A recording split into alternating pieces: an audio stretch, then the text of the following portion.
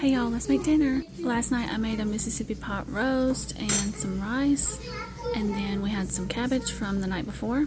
So the cabbage recipe is already posted. But for the pot roast, I just do it in the crock pot.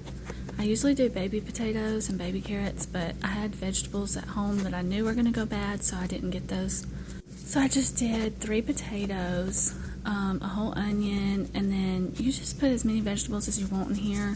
Me and my daughter really love the carrots in here, so I always put like a ton, but you don't have to put this many.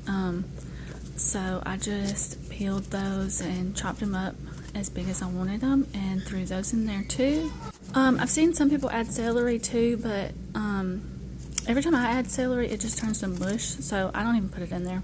I also usually save scraps from vegetables to make vegetable broth, but I already have like 2 full bags of it in the freezer. I really hate to throw this away, but I'm throwing it away today. This is one of our favorite meals and it's so easy. We had places to go yesterday, so I knew we were going to be gone almost all day.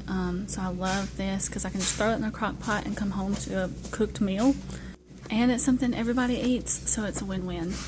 Anyway, just get potatoes, carrots, onion, as much as you want, and put it all in the crock pot. Then you need a pack of this au jus gravy, and you're going to put it in there. And then a pack of the ranch. I don't have a pack, so I'm going to just do this and just put what looks like a pack to me in there. And then a whole stick of butter. And then you want to get a chuck roast. That's really important that it's chuck roast. We tried it with different roast and it just did not taste the same. It honestly just wasn't good. But you just throw it straight in there. Alright, now that all of that is in the crock pot, we're going to put some water in there. I really just like to cover the vegetables with water. You can also use like beef broth or something if you want. And then I just kind of try to mix it up a little bit to get those seasonings all around in there. Y'all, I almost forgot the pepperoncinis. I'm so glad I remembered before we left. I would have been real disappointed, but I usually put half a jar, but it hasn't been giving us that kick that we like, so I put the whole jar in there today.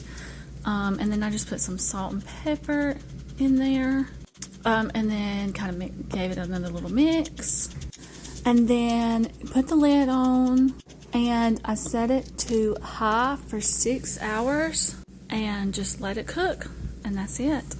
And then when we got home from all the events we had to do, I made some rice and I warmed up that cabbage that I made yesterday.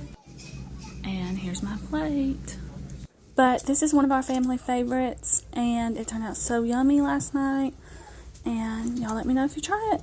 I hope y'all have a great day. I'll talk to you later. Bye.